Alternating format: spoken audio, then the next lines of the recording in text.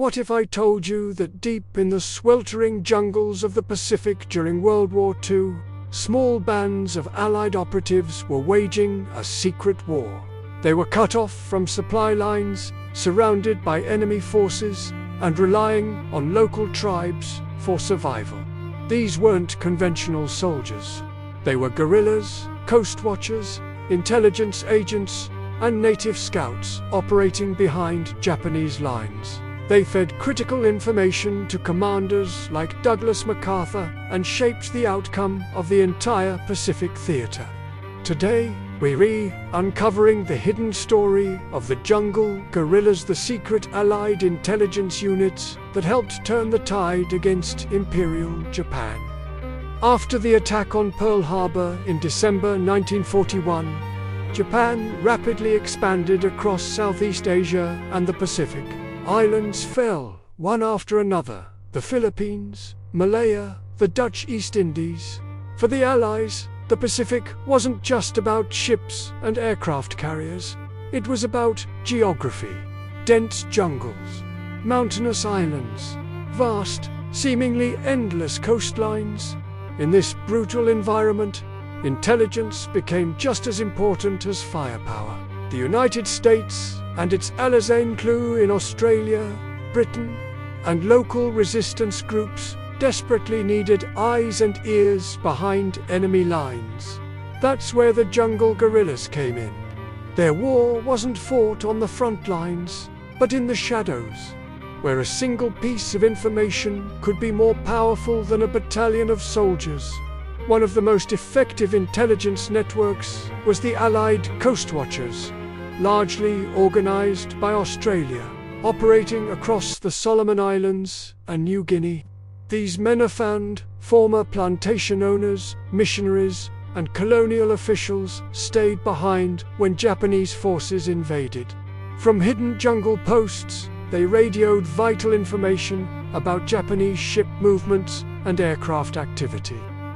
Their reports were absolutely instrumental during the Battle of Guadalcanal, one of the first major Allied offensives against Japan. Coast Watchers warned Allied forces of incoming air raids, giving American pilots precious minutes to scramble their fighters. In jungle warfare, those minutes meant survival. One famous example involves the future US President John F. Kennedy.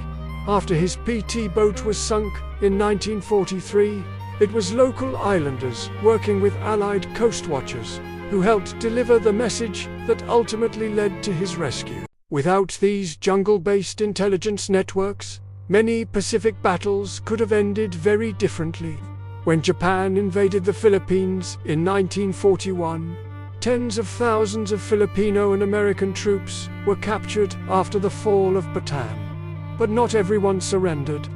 Across the vast Philippine archipelago, guerrilla units formed, many led by former Filipino soldiers, local leaders, and stranded American officers. These guerrillas conducted sabotage, ambushes, and intelligence gathering for years before conventional Allied forces returned. They built hidden radio stations in the mountains. They mapped Japanese defenses. They provided targeting information for Allied submarines and aircraft.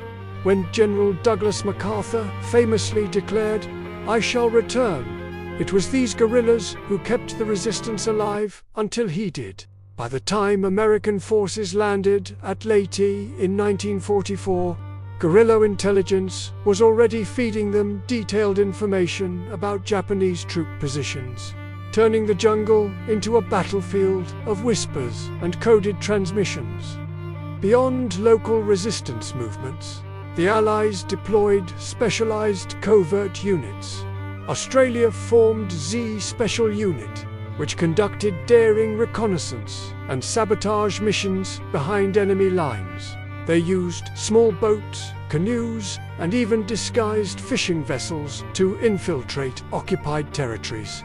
One of their most famous operations was Operation Jaywig in 1943, where commandos infiltrated Japanese-controlled Singapore harbor and sank several ships using limpet mines. Meanwhile, the United States created the Office of Strategic Services. OSS, the precursor to the CIA. OSS teams trained indigenous fighters, gathered intelligence, and coordinated saboteurs all across Southeast Asia, unlike traditional military units. These operatives relied on stealth, deception, and deep cooperation with local populations. For many of them, their greatest weapon wasn't a rifle, it was a radio transmitter. Perhaps the most overlooked heroes of the Pacific Jungle War were the indigenous scouts of New Guinea and the Solomon Islands, often called the Fuzzy Wuzzy Angels by Australian troops. These local carriers and guides navigated terrain that Allied soldiers could barely survive in. They carried wounded men through miles of mud and jungle. They guided patrols through treacherous mountain passes. They warned of ambushes with an uncanny sixth sense for the jungle. Their knowledge of the land, the plants, the rivers, and the enemy turned missions that seemed impossible into achievable ones. Without their partnership, Allied jungle operations would have faced catastrophic losses from disease, starvation, and enemy action. These men were the true masters of their environment, and their alliance was indispensable. So why did all this jungle intelligence matter so much? The Pacific War was a logistical nightmare.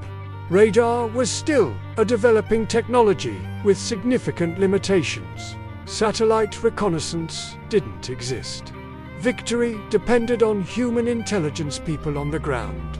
The jungle guerrillas tracked Japanese naval movements, giving Allied fleets the element of surprise. They reported airfield construction, allowing bombers to strike before new planes could arrive. They guided bombing raids onto hidden targets. They rescued downed pilots who would have otherwise been lost to the jungle or captured. And they constantly disrupted enemy supply lines, starving Japanese garrisons of food and ammunition. Their actions supported every major campaign, from Guadalcanal to the liberation of the Philippines.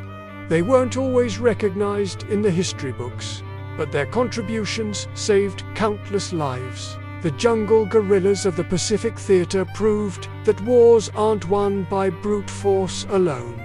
They're won by information, courage, and ingenuity.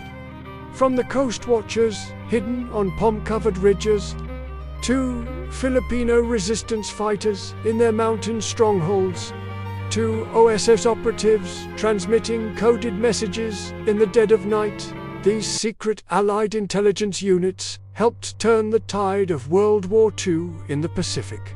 And though their war was often invisible, its impact was undeniable.